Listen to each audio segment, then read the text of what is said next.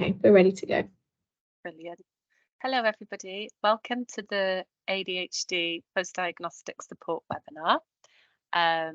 This is coming to you from the 3B service. My name is Zoe Hyde. I'm a clinical psychologist who works in the 3B team, and I'll just introduce you to my colleagues, Polly. Hi, I'm Polly. I'm a trainee clinical psychologist in the 3B team. And Lauren. Hi, I'm Lauren. I'm the assistant psychologist in the 3B team.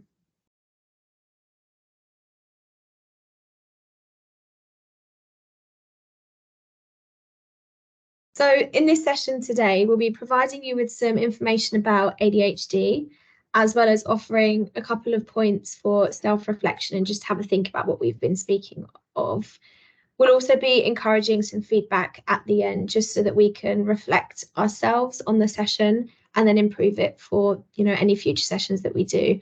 We are aware that a lot of you who are kind of listening and watching this have received your diagnosis only quite recently, so you might have quite a few questions and many conflicting feelings about this. So we're hoping that this session gives you some initial support, information, and kind of gives you that space to begin making sense of the diagnosis you've been given. So what will we be talking about today? So we will be talking about ADHD, and we'll be giving you a pause for reflection after we've explained what ADHD is. We'll be talking about some examples of difficulties and ideas on how to support them. We'll be talking about how you can disclose ADHD whilst also making you aware of the rights that you have. And also we'll be discussing ADHD and strengths.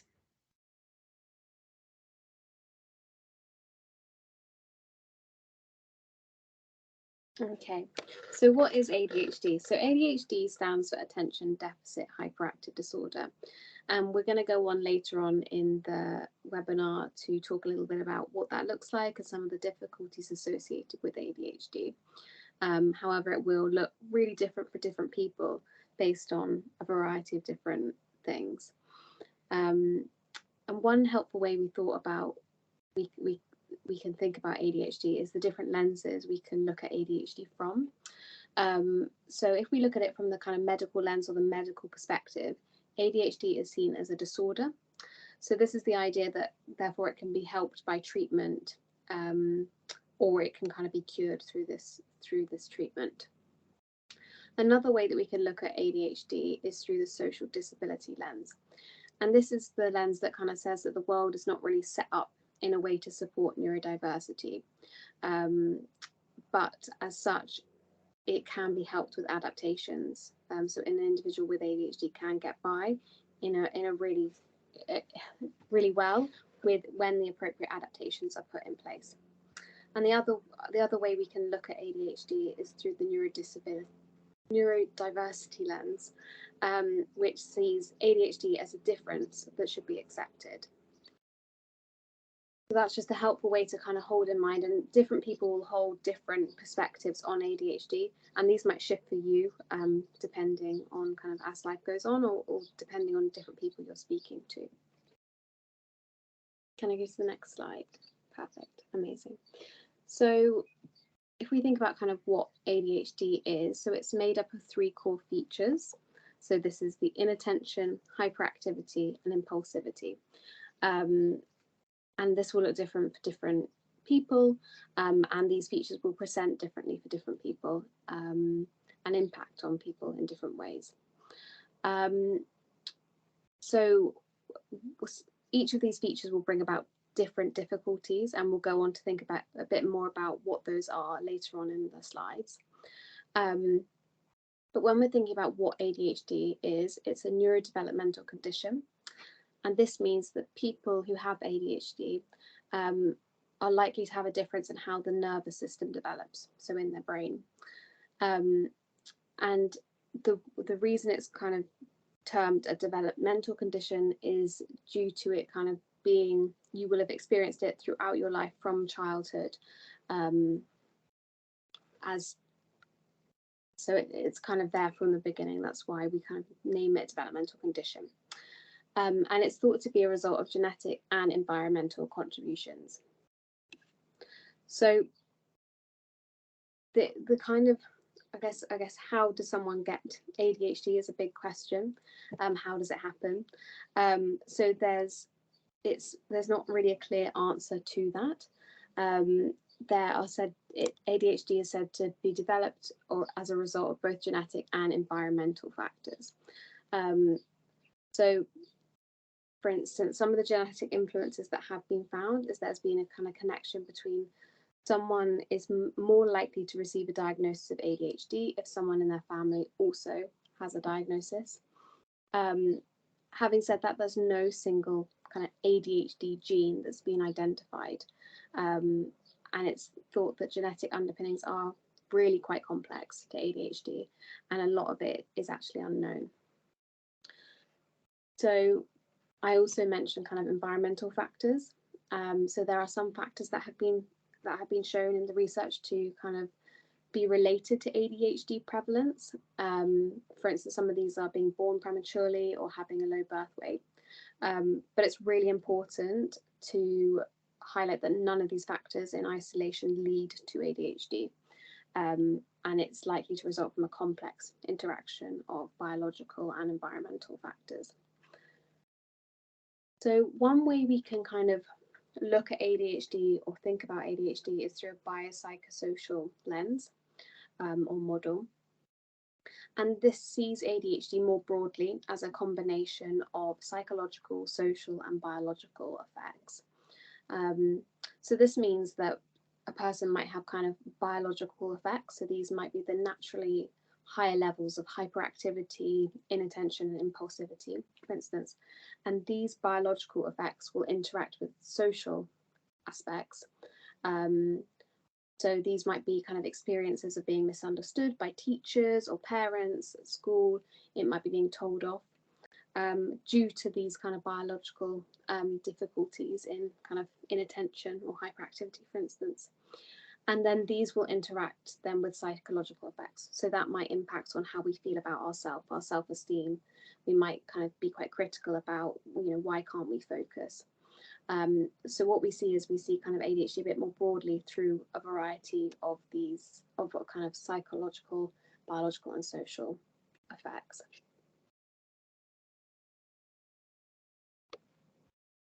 Can I go to the next slide? I might just add in a bit of a specific example there of the biopsychosocial model. So I guess if you think about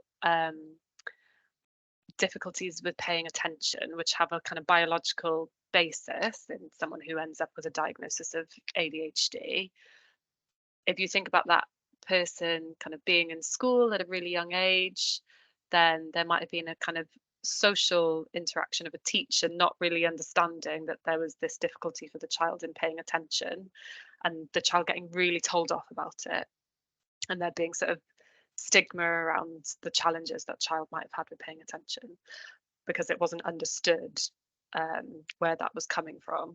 And that can then lead to the psychological kind of effects, which might be that the person would be worried and anxious about times when they would need to pay a lot of attention to something, so like during a test or during an exam.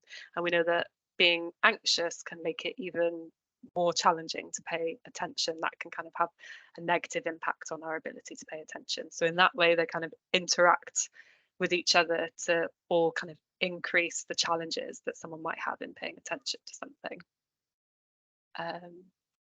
Anything else anybody wants to add on this slide?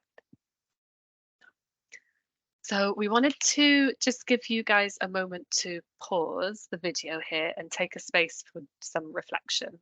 So just to say that you all will have received a handout, a handbook that came along with the video recording in your email. And within that, there is space that kind of covers all of these slides, lots of additional resources as well. And there's also space for you to make some notes.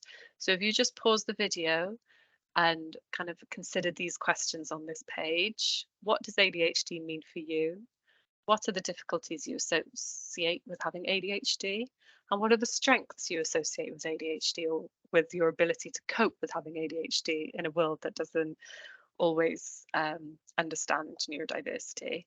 And how has it been for you with having an ADHD diagnosis? So just pause and reflect on that, and then start the video again.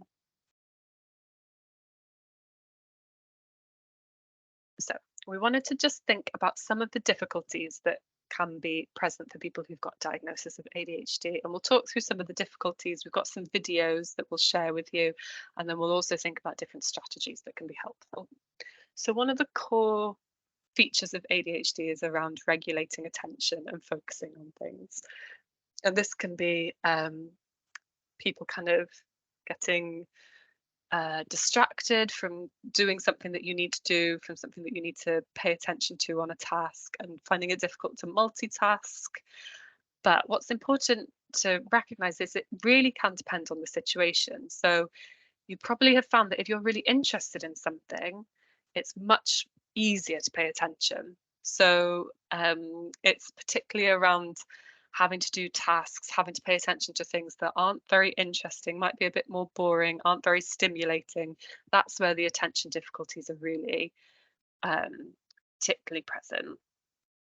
And the other core difficulty is around impulsivity. So this is kind of doing or saying something without pausing to think. So doing something really, really quickly. And this isn't always a problem.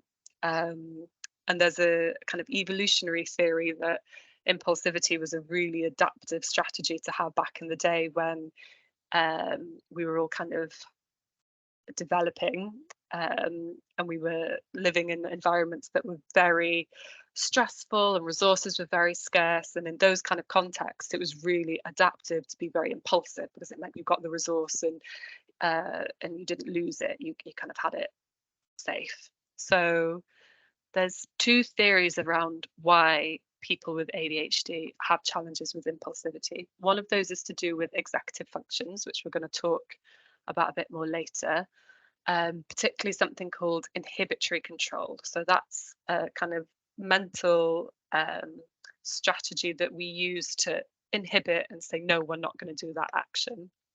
It's been found that people with ADHD have more difficulties using inhibition than people who don't.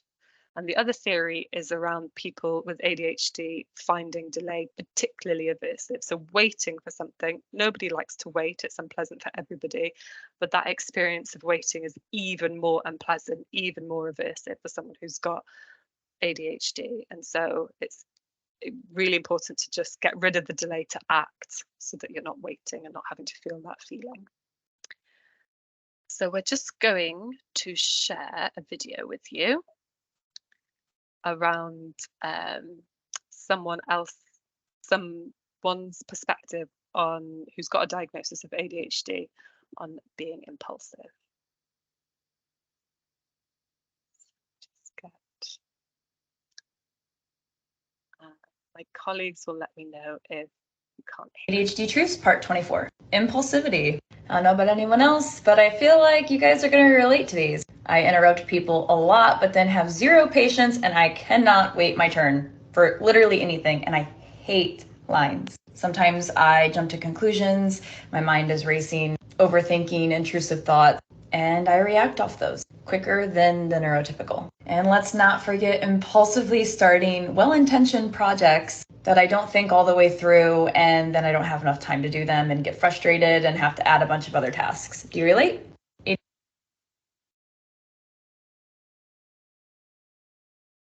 So hopefully that video came through okay. So yeah, you can just have a think about whether that feels familiar, what that person was kind of talking about, and whether you also relate to what they were saying.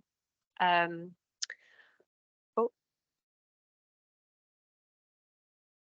sorry, playing through the slides there. So just coming on to thinking a bit about some strategies around those two key areas that we just spoke about.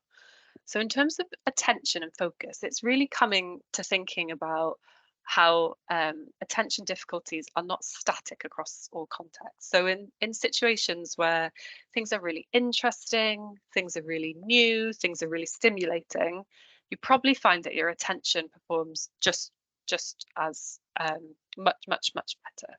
So it's using those kind of ideas.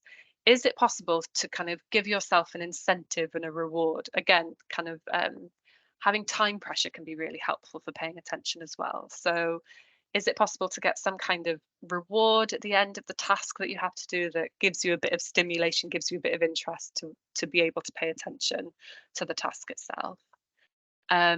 Is it possible to set up a kind of competition with somebody else who's also got to do the task, or kind of thinking with, you know, someone that you're living with about whether how much work you can get done in a particular amount of time?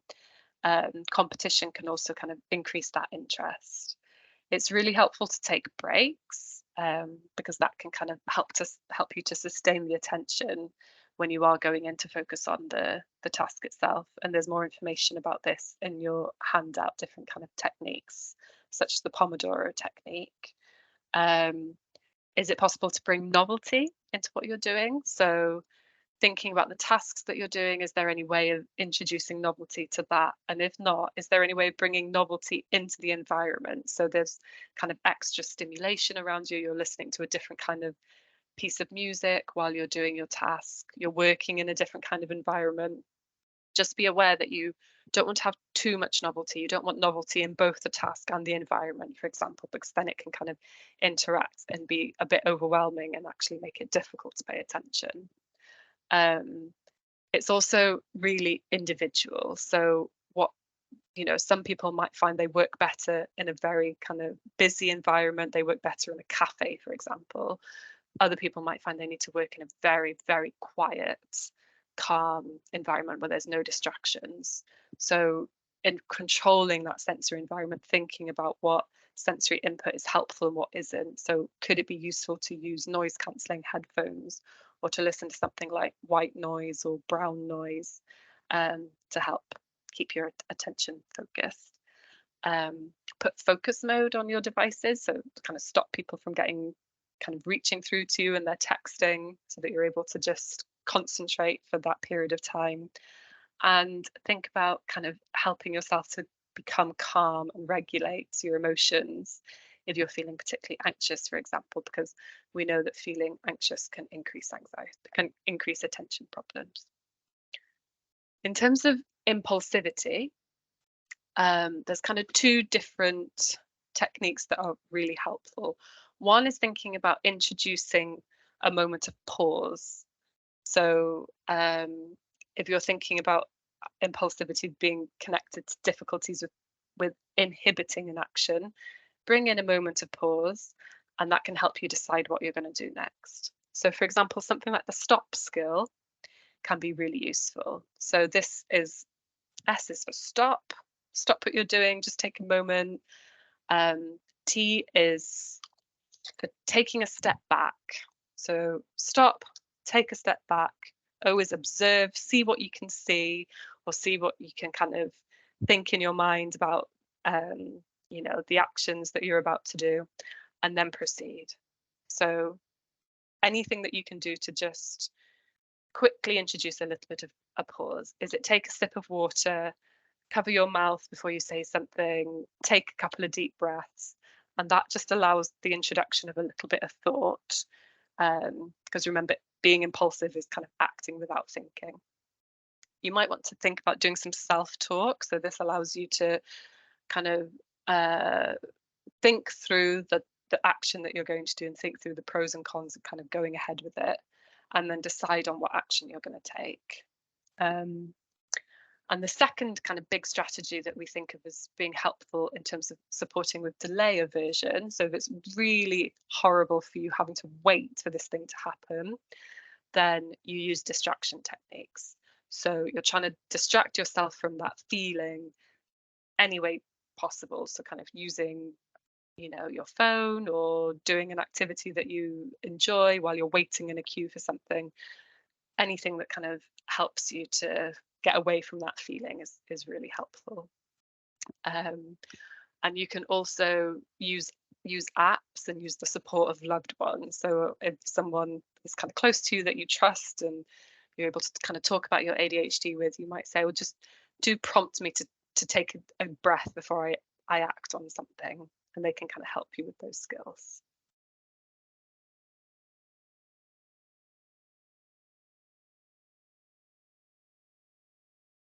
So some other potential difficulties and differences that you might experience with your ADHD could be hyperactivity, memory, struggling with emotions, and sensory differences. So we'll start with thinking about hyperactivity.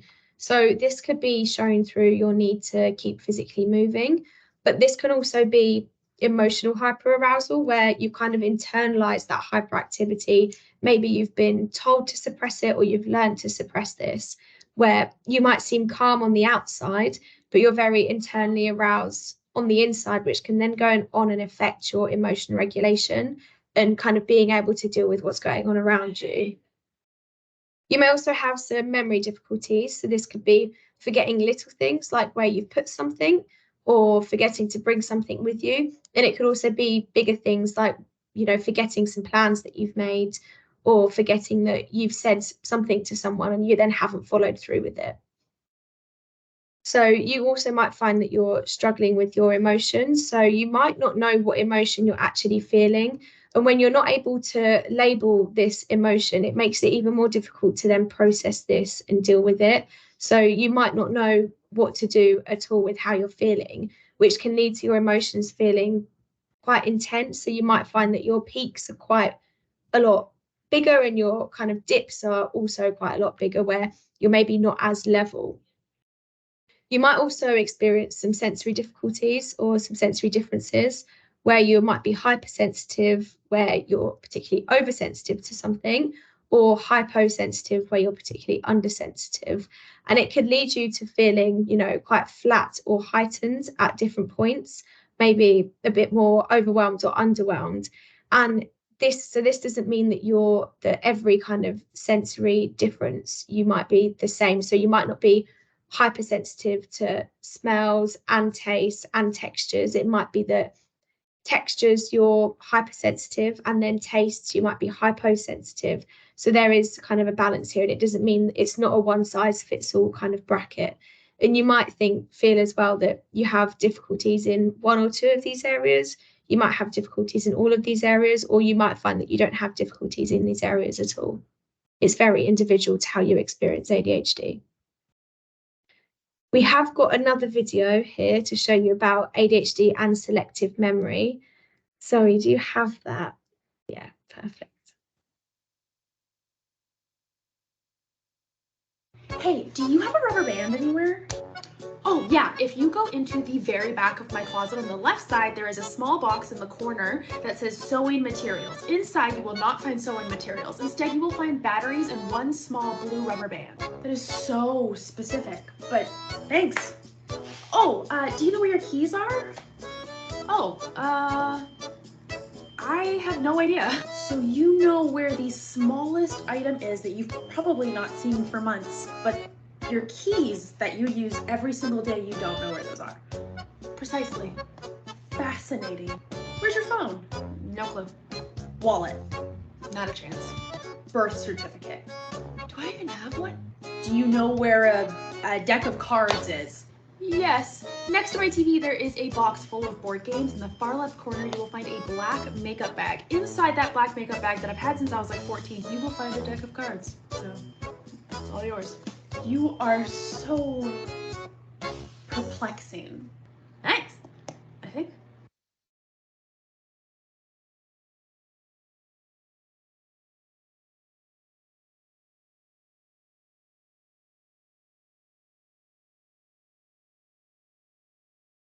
So I think that video kind of highlights there that when you think of your difficulties, you've also got to kind of look for your strengths as well. So not, when you might have to, when you first start thinking about them, you might have to kind of look for those strengths, that they will be in there. So it's important not to dwell too much on the negatives, and make sure you are looking for some positives within you as well.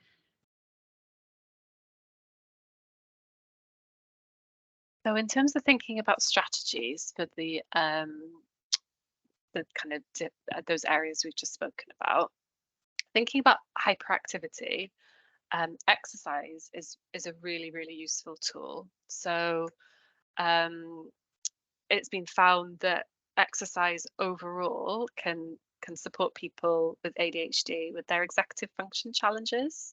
So it's a really great skill a really great strategy to use that supports many different areas of things that can be challenging with people who've got ADHD. But yeah, doing exercise that allows you to kind of get rid of some of that hyperactivity that's kind of building up in one's body, and then it can allow you to be a little bit more kind of calm afterwards.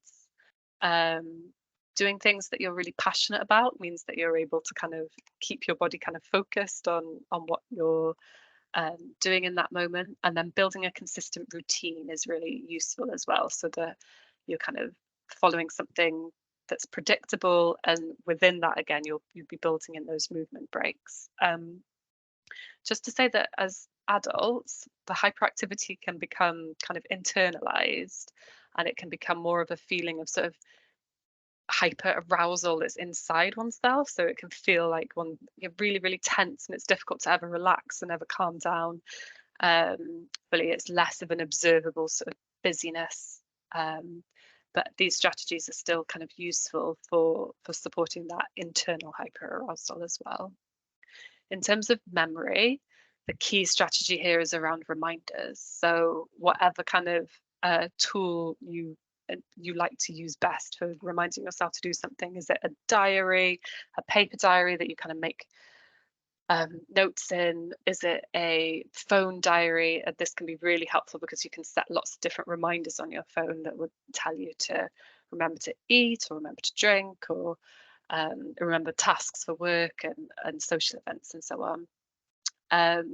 It can also be helpful to kind of use big planners, so a calendar or something like that you have stuck somewhere on your wall, where you're able to really visually see things clearly, what's happening over the next week, what's happening over the next month. And yeah, kind of notes for yourself as well. So if it's maybe like a note that you stick on the bathroom mirror in the morning that's reminding you to do your exercise, or a note that you stick on the back of your door, so as you're walking out of it you see the sign that says remember to take your keys today. So reminders are really, really helpful. The voice recorder can be something that's useful to kind of make notes to yourself and then not lose track of them. So it's a way of supporting that working memory stage where you're seeing the information again, and it's got more of a chance of moving into longer term memory. And break things down so that you've got smaller steps for doing an activity. Yeah. And in terms of kind of challenges around managing emotions, so there's kind of two really important steps here. The first one is around noticing. So sometimes we're not even aware of what emotion we're feeling, what kind of emotional response we're having. So the first thing that we need to do is to kind of notice that and build up our awareness of what emotion we're having in our body at any particular time. So this is, if you find that it is difficult for you to tell what emotion you're experiencing, a really helpful place to bring your attention is into your body. So what is your heart doing at this particular time? Is it slow and calm, or is it beating very fast? That gives you a clue as to whether you're feeling an emotion more like anxiety or an emotion more like boredom. What other kind of sensations are you noticing in your body? Are you tense or are you relaxed? And then if you kind of pay attention to what sort of thoughts you're having, that can also help you to interpret and understand the emotion. And things like particular apps and diaries can help with this building of your emotional recognition. When you know what emotion you're feeling, then you can kind of use the strategies that help you to kind of regulate that. I guess just to say, you don't have to, if it's really, really hard to notice what emotion you're feeling, it's okay to just label it as whether you're particularly kind of activated, energetic, and so maybe you're wanting to then make yourself feel a bit calmer, or you're particularly calm and you're wanting to kind of activate yourself a little bit, bring yourself a bit more stimulated. That would be enough to start at, to then use strategies of regulating. So yeah, really useful emotion regulation strategies include things like grounding and observing. So that's really bringing your attention into the present moment. So you're kind of bringing it out of your head, away from the emotion. So grounding is kind of using skills like connecting yourself to your body again. What can you feel around you? What can you see around you? What can you hear around you? And observing is kind of a similar skill. So what is it that you can notice with your senses? That, again, what that does is it brings your attention out of your head and it helps to regulate, it helps to calm down. A useful skill is something called TIP.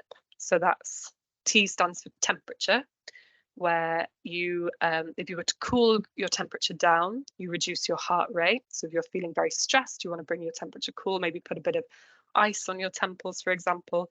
And if you're feeling very, very lethargic and very slow, then you might want to bring your temperature up, because then you're increasing your heart rate. And so that might be like drinking a hot cup of tea or having a bath or something.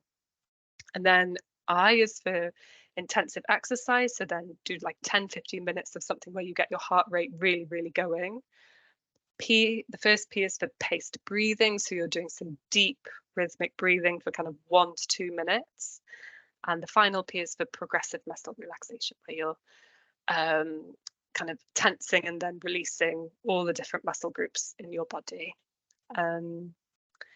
And just to say that there's kind of extra resources about this in the handbook, but also the internet, YouTube is really useful. If you were to just Google some of the different techniques I've been talking about, there's lots of different videos, breathing videos, paired muscle relaxation videos that you can kind of follow and see whether they kind of suit you and work with you, because again, these things could be very individual as to what is useful or not. And finally, thinking about sensory differences. So again, probably the first thing you want to do is really noticing. So what's your sensory profile? What are the things that you find particularly overwhelming and maybe a bit more aversive for you from a sensory perspective? So is that sound or particular sounds? What are things that you need to have more of? So particular kinds of tastes, for example. And that then allows you to think about what you might need to change in your environment. So is it possible to avoid these sensory stimulation if it's particularly overwhelming? Another thing that can help to soothe is stimming. So this is self-stimulatory behavior. It's kind of more well known in the autistic world, but it is something that ADHDers do as well. And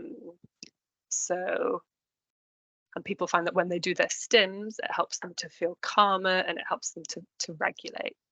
And we just have a video for you guys with someone sharing an ADHD perspective on stimming. Just get the right one.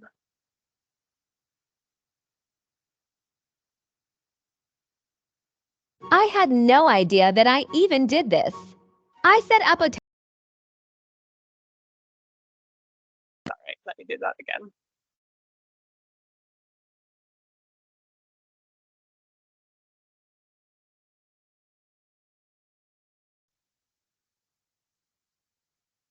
had no idea that I even did this. I set up a time lapse to film myself in a state of ADHD hyperfocus when I noticed something weird. Did you also notice it? I asked my psychiatrist why I do this, and he said, when people with ADHD or autism have to remain focused or engaged in a task, they may repeat specific movements like nail biting and chewing, also known as stimming, as a way to stay present and grounded. Other common types of stimming can be things like drawing, spinning pens, repeating sounds, chewing inside of cheeks, rocking, or swinging. Do you do this?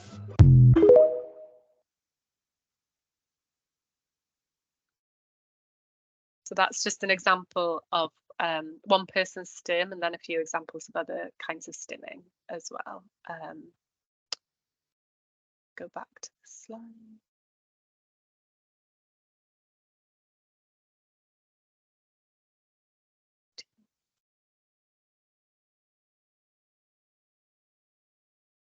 They're all playing today. Okay, so now we're going to watch a video about executive functions and how this is kind of an underlying area of challenge that probably exists across everybody who's got a diagnosis of ADHD. So I'll just play the video because she explains it very well.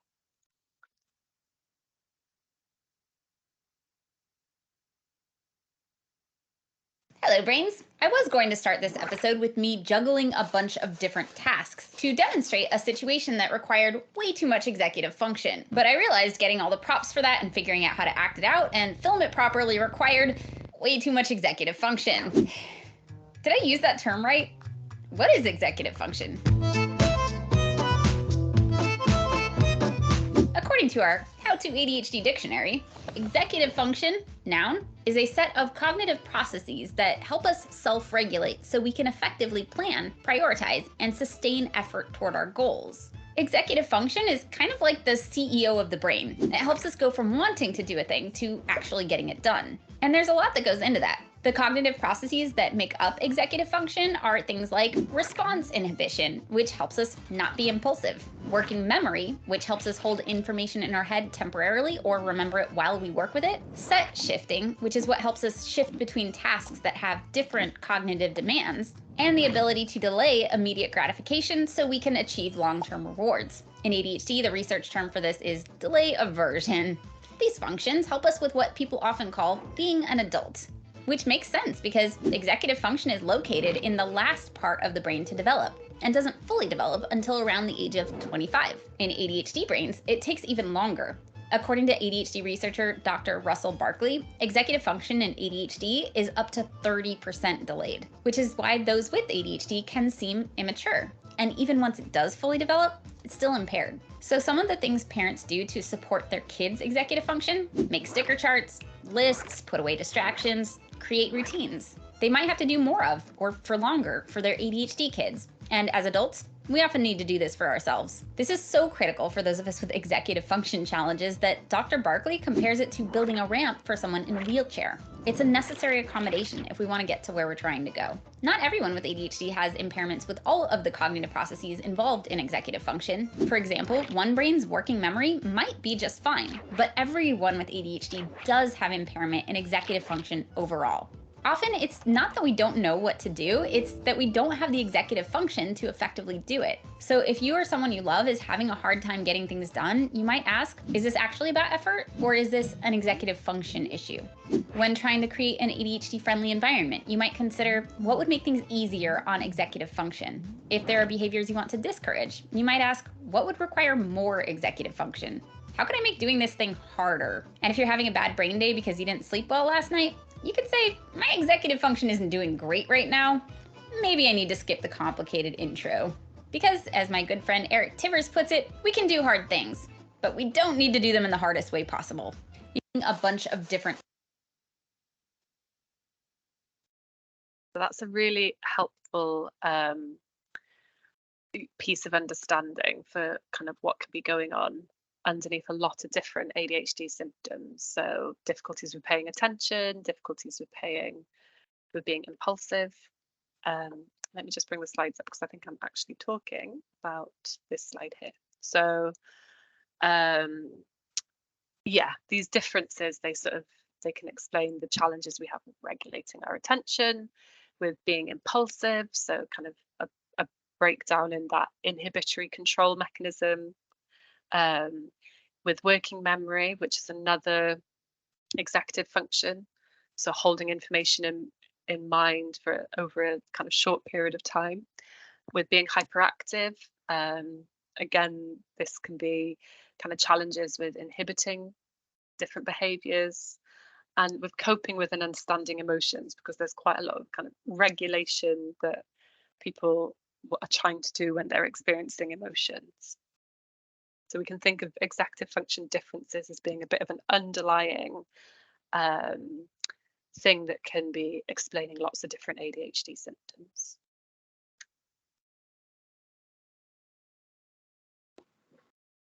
Okay, so it's important, I guess, now to think a bit about what other common conditions and difficulties may present alongside ADHD. So we want to really think about and consider the ADHD in the wider context. So there may be kind of biological associations with ADHD that increase likelihood of developing other conditions. So an example of this is autism. So autism is kind of overrepresented in ADHD population. And in terms of, I guess, other conditions, it's really important to think about how your experiences of ADHD and kind of growing up with ADHD kind of into childhood, adolescence, and kind of adulthood, what you've experienced and how those experiences may impact on the development of other conditions or other kind of difficulties, particularly if we're thinking about receiving a diagnosis in adulthood. So that's a long period of time where you haven't had that kind of understanding for yourself, and other people haven't had that understanding for what it's like for you. So it's likely that you may have suffered stigma, which may complicate kind of the picture, creating new and kind of amplifying ADHD difficulties. So often we see adults with ADHD often describe kind of depression. So depression might be present, anxiety, low self-esteem. So those are kind of common because of those maybe experiences of misunderstanding and stigma through kind of growing up with ADHD that hasn't been recognised. In line with a lot of what we've been speaking about as well already is kind of emotion regulation difficulties.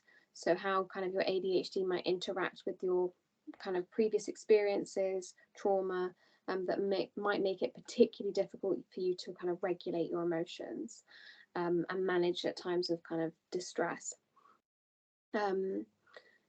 Alongside this, sleep is a really big one for a lot of people, but kind of ADHD might kind of impact and cause sleep difficulties, which in turn might exacerbate some of our experiences of ADHD and kind of those difficulties with impulsivity and attention, for example.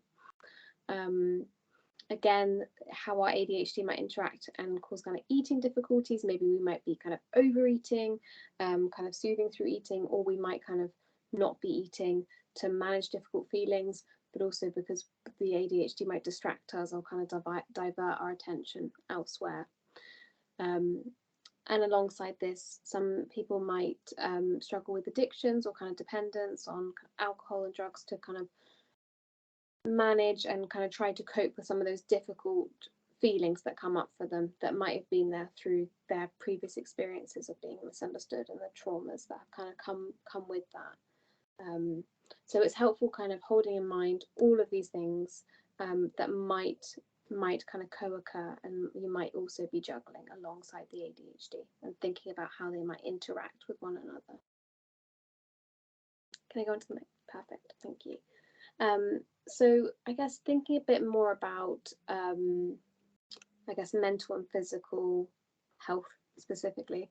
So there's often kind of, I guess, a complicated combination of how kind of ADHD difficulties and living in a society that does not understand or recognize or support ADHD will impact or might impact on our mental and physical health. So there are particular difficulties that you might have experienced. So burnout being a big one. And this is the experience of really just feeling completely exhausted and wiped out, and being unable to carry out kind of day-to-day activities anymore. And this might be because we're trying to kind of keep up with our neurotypical kind of peers. We might be trying to kind of take on the same roles without those necessary adaptations that we need, and without those we're burning ourselves out. We're devoting too much energy to try and get these things done in a way that doesn't work for us and doesn't work for the way our mind works. Another difficulty we might experience is rejection, abuse, and discrimination. So I've kind of touched on that on the previous slide, but really because of this us, I guess, living in a very neurotypical world where neurodiversity is not often understood or understood fully or accommodated, and that means that you're often faced with people who just don't understand and maybe can discriminate against you. You might have experienced really difficult past experiences that might have impacted you back then and also kind of continue to impact on you. So that can be a real struggle, kind of going through life with neurodiversity and not having that kind of understanding from others of that support. And as I mentioned in the previous slide, mental health is a big one, so we've listed and gone through some of those, and physical health as well. So how our ADHD might kind of, I guess, so the example they've got here is there may be side effects to the medications you're on, but also kind of what we've spoken about, how that ADHD might get in the way of looking after our well-being. So kind of getting in the way of kind of eating well, sleeping, getting the sleep we need, being able to kind of take care of ourselves and get the necessary things done in our day-to-day life to make sure that we're looking after ourselves. We're going to the GP when things aren't quite right. Will have an impact on our physical health. So thinking a bit about okay, resources or things we can do to kind of help with some of those things that I've mentioned. So a big one for burnout is taking time off, being able to give yourself permission to stop, to give yourself a break. This might be about kind of scheduling time out, so kind of putting it into your diary after particularly difficult meetings or things that are going to kind of drain resources. And being okay with that, and being able to tell people when actually it's too much and you need to have a break. And I guess within that, it's about prioritizing the things we really need to get done in the day, or the tasks that really important to us, and kind of letting some things be okay to be pushed over to the next day, to make sure we're looking after ourselves, to kind of prevent ourselves from hitting a longer term burnout, which can be more impactful and really be quite detrimental. And in terms of rejection, abuse and discrimination, I think people have really found it helpful to kind of link in with others who have shared experiences. So there are plenty of kind of groups and forums out there of people with an ADHD diagnosis, and that can be a really validating space to kind of have those kind of shared difficulties and talk to people who understand, who get it, who experience the same thing, without kind of criticizing or pulling apart your experiences. And that can really help with kind of working on that self-acceptance. And that might be also through reading, or kind of doing your own research, as well as kind of linking in with other people. And I guess in line with that, and in line with mental health, is thinking about contacting your GP, having a space to actually think through some of those difficulties and those mental health difficulties, as well as having a space to actually think through those really difficult experiences that you've had kind of growing up in a neurotypical world where you haven't had that understanding for yourself. So that can be helpful. So we do encourage you to speak to your GP if you are concerned about your mental health. And the handbook that we've kind of referenced that you'll have access to has loads of additional self-help resources and contacts. So do have a look on there, and hopefully that can be a good source of support for you. And likewise with physical health, please do go to your GP if you have any concerns about any of the kind of well-being or physical health aspects.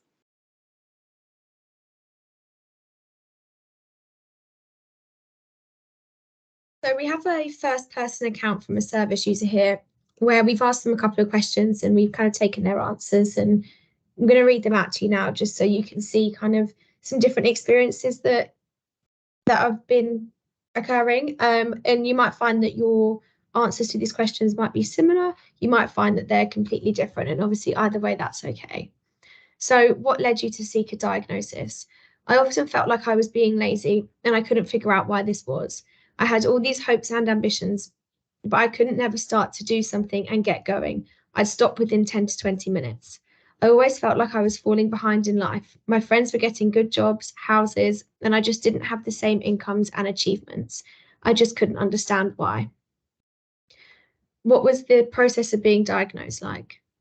I remember being sent a questionnaire and remember even finding the questionnaire hard to fill out as it was so long. I struggled to start and then finish and left it to the last minute, which made me think I probably did have ADHD. Doing that questionnaire on time was the hardest part, but the rest was an easy experience. The staff were nice and I didn't feel like there was any wrong answers. How did it feel receiving the diagnosis? I found out there and then, not everyone is necessarily happy with other types of diagnosis in life, but being told you have ADHD, everything just starts to make sense. All of those negative thoughts I've had about myself, now I understand why. Now I can start to work on myself to help improve things I've been dealing with. It all makes sense now. I started to feel excited, to look forward to getting better at managing what I needed to deal with. I felt I'd been living life in first gear and looked forward to moving up the gears. Now, I think it's important to note as well that this kind of post-diagnosis feeling for this account was quite positive, but there is often times where people will have very mixed feelings, and it could come with some confusion and maybe some negative feelings as well. So just if your experience wasn't that positive to start out with, that doesn't make you any kind of less important. It just means that your experience was different, and that's okay. So we just wanted to talk a bit about what happens if you do disclose your diagnosis. So when you're disclosing your ADHD diagnosis, this might be kind of in a work context or an education context. You're protected by the Equality Act 2010, which makes it unlawful to discriminate against somebody because of their disability or their diagnosis. And so ADHD is considered a kind of disability and diagnosis that's protected within this act itself. And this means that it's possible for you to receive something called reasonable adjustments within the work and education context. And I guess reasonable adjustments is something that as a society we've realized needs to be put in place, because the society we have is a neurotypical society, and it doesn't kind of meet the needs of many neurodiverse people. So, within the typical kind of work context, it really might not suit your ADHD profile, and adjustments that would be put in place mean that you're able to kind of get work done that you need to get done. So it might be, for example, you need to have really regular check-ins with your manager, and those check-ins are kind of bringing that kind of responsibility and making it important, like we were talking about earlier, so that it feels like you've got the impetus to get the tasks done. Without that additional bit of structure, without that reasonable adjustment it's necessary, then your ADHD symptoms kind of prevent you from being able to do the work that you could otherwise do. So there's lots of guidance on reasonable adjustments. Have a look at this link, which is included in the handbook for you, and also have a look at the Access to Work scheme.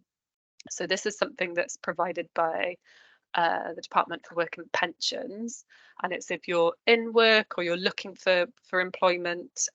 It's a scheme that's available to kind of help you kind of provide additional resource, additional funds for extra things that might help you in work. So things like ADHD coaching are included within Access to Work, can be funded for by Access to Work. And this is a really great video that's also linked to in the handbook.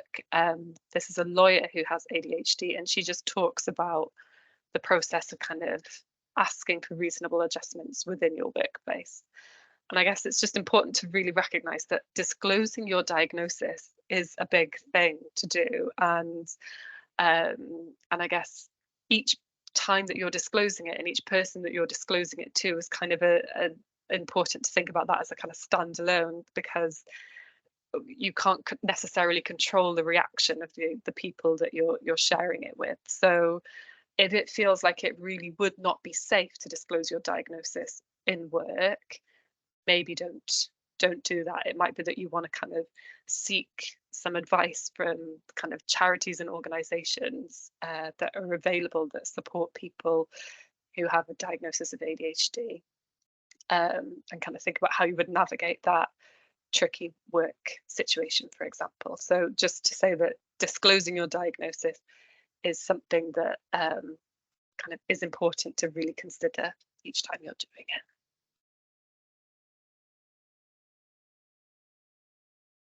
it. Okay, so we just thought it was important to kind of finish this section on kind of strengths. And I hope we've kind of focused on some of these things that are real strengths as well. They can be difficulties at times, but they can also be strengths.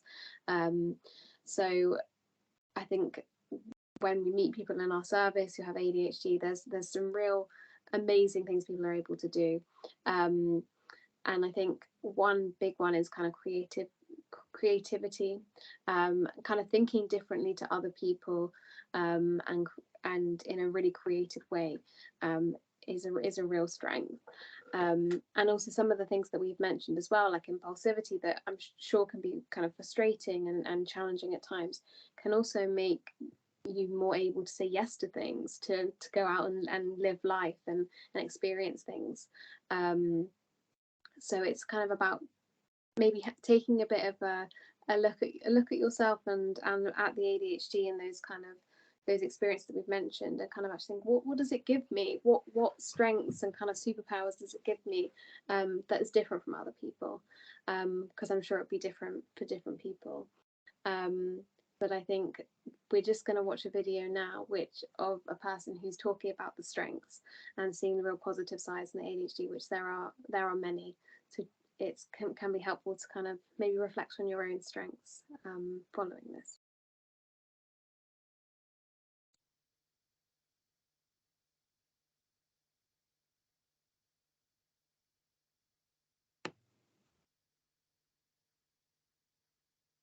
Why are we always talking about ADHD in the negative light? Like, it's fun and games to bond about the negative part, but what about the positive? So I want to start a trend showcasing your favorite part about ADHD. And no, this is not about glamorizing or making ADHD cool and trendy. It's about accepting your own fucking brain and stop seeing it for something that is flawed and seeing it for something that is different and super powerful. One of my favorite things about ADHD is having different interests and then you move on. But that makes you like a super fucking skilled adult. So you know how to cut hair? Yup. You know how to like sew clothes? Uh-huh. You know how to bake bread before the panini? Hell yeah, I did. How do you know so many things? ADHD.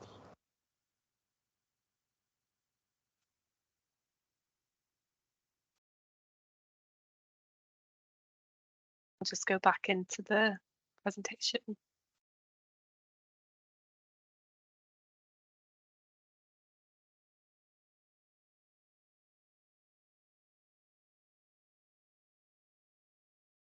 So we just wanted to give you another kind of time and space to pause for a bit more reflection, because we've spoken about a lot since we last kind of took a few minutes.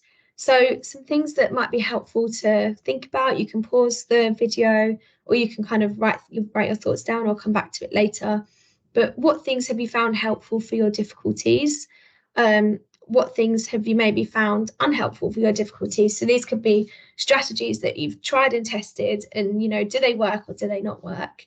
And then what strategies or support do you think might be helpful going forward? So it might be that you've heard a few tips and tricks during this webinar that you think, that might work for me, so I might try that. You can take note of it and kind of think about when might be ideal to try that, when could be the first time that I do, or is there anyone that you can kind of recruit in to help you with trying some of these things? So just take a few minutes to have a think.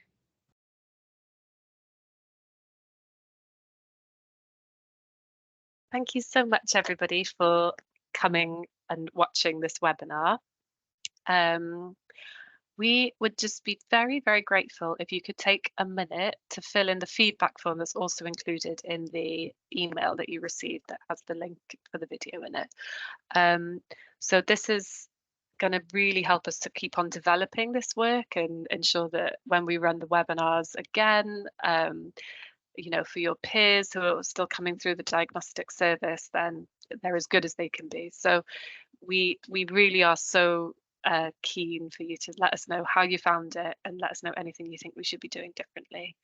And thank you so much to all of you for your attention over the last hour. Goodbye.